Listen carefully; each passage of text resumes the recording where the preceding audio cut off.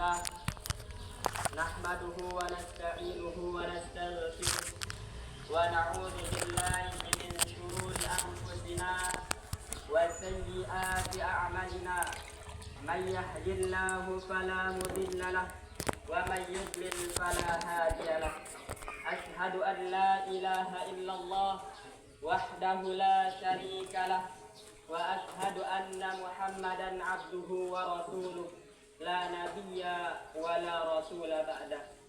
قال الله تعالى في القرآن الكريم يا أيها الذين آمنوا اتقوا الله حق تقاته ولا تموتن إلا وأنتم مسلمون.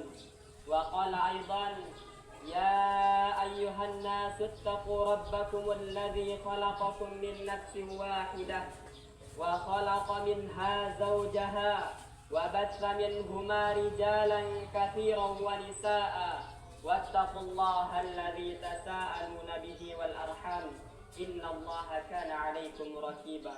وقال أيضا يا أيها الذين آمنوا اتقوا الله وقولوا قولا سديدا يصلح لكم أعمالكم ويغفر لكم ذنوبكم ومن يطع الله ورسوله faqad faza fawzan azima. Jamaah salat Jumat yang dirahmati oleh Allah Subhanahu wa taala. Senantiasa kita bersyukur kepada Allah Subhanahu wa taala dengan mengucapkan kalimat alhamdulillah dan berselawat kita kepada baginda Nabi besar Nabi Muhammad sallallahu alaihi wasallam dengan mengucapkan Allahumma salli ala sayyidina Muhammad wa ala ali sayyidina Muhammad. Tidak lupa khatib berwasiat kepada khatib pribadi dan umumnya jamaah sekalian untuk senantiasa meningkatkan ketakwaan kita kepada Allah Subhanahu wa taala, yakni dengan cara menjalankan segala perintahnya dan menjauhi segala larangannya. Jamaah salat Jumat rahimakumullah, marilah kita renungkan sejenak. Mari kita hitung-hitung kembali sudah berapa banyak amal soleh yang kita kerjakan selama ini. Sudah berapa banyak dosa yang kita lakukan selama ini. Allah Subhanahu wa taala berfirman, "Ya ayyuhalladzina amanu taqullaha wal tanzur nafsum ma qaddamat lighad wattaqullaha innallaha khabirum bima ta'malun." Hai orang-orang yang beriman, bertakwalah kepada Allah dan hendaklah setiap diri memperhatikan apa yang telah diperbuatnya untuk hari esok, yakni hari akhirat. Dan bertakwalah kepada Allah, sesungguhnya Allah Maha mengetahui apa yang kamu kerjakan. Quran Surah Al-Hasyr ayat 18. Jamaah salat Jumat rahimakumullah, melalui ayat ini Allah Subhanahu wa taala memerintahkan kita agar melakukan evaluasi diri. Menariknya perintah melakukan evaluasi diri ini diimpit oleh dua perintah takwa. Perintah takwa pada ayat ini diulangi sebanyak 2 kali. Perintah takwa pertama bermakna perintah untuk melakukan kewajiban dan bertobat atas kesalahan yang telah lalu. Sedangkan perintah takwa yang kedua bermakna perintah menjauhi apa saja yang dilarang oleh Allah Subhanahu wa taala. Adapun hari esok dalam ayat ini maksudnya bukanlah hari esok dalam kehidupan dunia, tapi lebih jauh dari itu. Maksudnya adalah hari esok kelak di akhirat. Penyesalan pasalnya masa depan yang hakiki bukanlah masa depan dalam kehidupan dunia, namun masa depan yang sebenarnya adalah masa depan kita kelak di akhirat. Maka beruntunglah orang-orang yang telah mempersiapkan diri dengan baik untuk menyambut kehidupan yang abadi, yakni kehidupan akhirat. Sebagai seorang muslim, sudah seharusnya kita senantiasa melakukan evaluasi diri, baik itu bersifat harian, pekanan, bulanan maupun tahunan. Umar bin Khattab radhiyallahu anhu pernah berpesan kepada kita semua, "Hisablah dirimu sebelum kamu dihisab, timbanglah amalmu sebelum kamu ditimbang nanti, dan bersiap-siaplah untuk menghadapi hari yang paling besar, yakni hari kiamat." Jamaah sholat Jumat rahimakumullah, setidaknya ada 4 hal yang akan ditanyakan oleh Allah Subhanahu wa taala kepada kita kelak di akhirat. Hal ini sebagaimana yang ditegaskan oleh Nabi sallallahu alaihi wasallam. Pada hari kiamat, kedua kaki seorang hamba tidak akan beranjak hingga ditanya kepadanya tentang 4 perkara. Yang pertama yakni tentang usianya, untuk apa ia habiskan. Yang kedua tentang masa mudanya, untuk apa ia pergunakan. Dan ketiga tentang hartanya, dari mana ia dapatkan dan kemana ia belanjakan. Dan yang keempat adalah tentang ilmunya, kemana ia amalkan. Jamaah sholat Jumat rahimakumullah, dalam hadis ini baginda Rasulullah sallallahu alaihi wasallam menyampaikan ada 4 perkara yang kelak akan ditanyakan oleh Allah kepada hambanya. Yang pertama yakni umur. Umur adalah anugerah yang diberikan oleh Allah kepada kita. Di antara kelak di akhirat kelak Allah akan bertanya sejauh mana kita memanfaatkan dan menggunakan umur tersebut untuk melakukan amal kebaikan atau keburukan.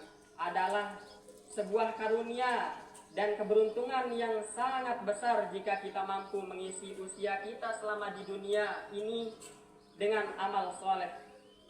Sebaliknya, sebuah kerugian yang amat besar pula jika kita menyia-nyiakan nikmat umur kita ini dengan maksud bermaksiat dan dosa.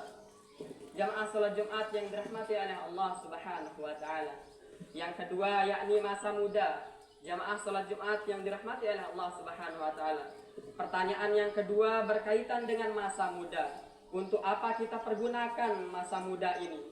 Apakah kita gunakan untuk berhura-hura atau belajar menuntut ilmu? Banyak anak muda yang menganggap bahwa masa muda adalah masa yang penuh tantangan, masa yang penuh gejolak dan keinginan. Bagi yang berpikir positif tentu akan menyalurkan gejolak dan keinginannya untuk hal-hal yang bermanfaat. Dan bagi yang berpikiran negatif, mereka akan mengisi usianya dengan hal-hal yang tidak baik. Masa muda adalah kesempatan emas bagi kita untuk berbuat baik demi kesuksesan hidup di akhirat nanti. Karena itu, tak ada pilihan bagi kita kecuali memanfaatkan masa muda ini semaksimal mungkin. Rasulullah sallallahu alaihi wasallam bersabda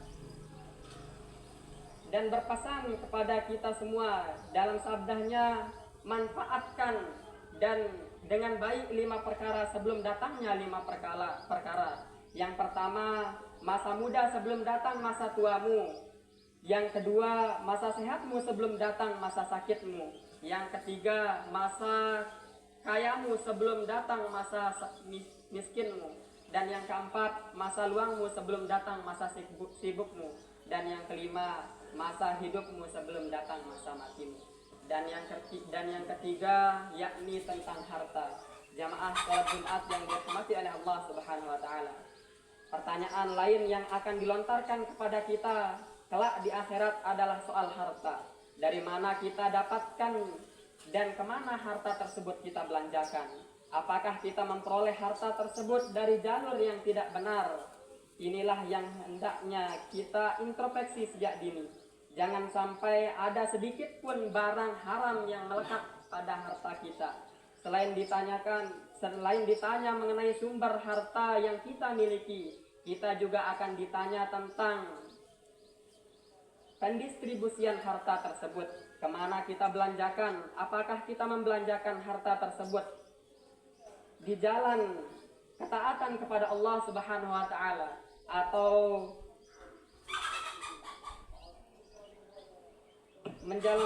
atau menghambur-hamburkan dalam jalan kemaksiatan seperti membeli minuman keras.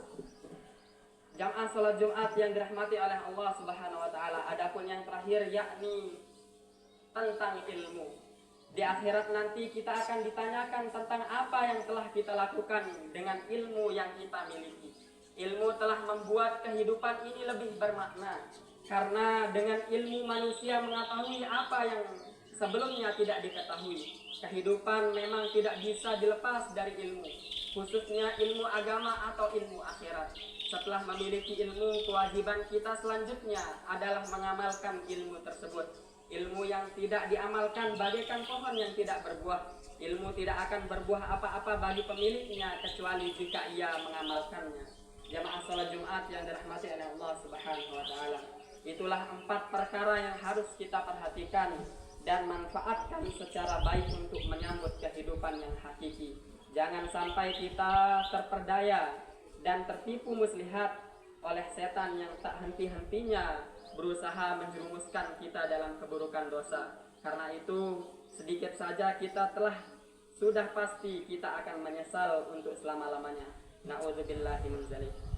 Barakallahu li wa lakum fil Qur'anil azim wa nafa'ani wa iyyakum bima fihi minal ayati wa dzikril hakim. Aqulu qawli hadza wa astaghfirullahal azim li wa lakum wa lisairil muslimina wal muslimat fastaghfiruhu innahu huwas samiul alim.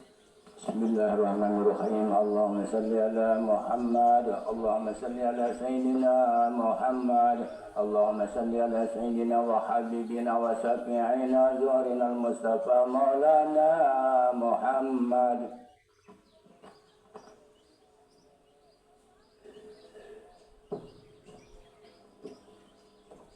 Alhamdulillah, alhamdulillah, alhamdulillahi wa kafa. Wa usalli wa usallimu ala sayyidina Muhammadil Mustafa wa ala alihi wa ashabihi ahli siddiqi wal wafa. Ashhadu an la ilaha illallah wahdahu la syarika lah wa ashhadu anna sayyidana Muhammadan abduhu wa rasuluh.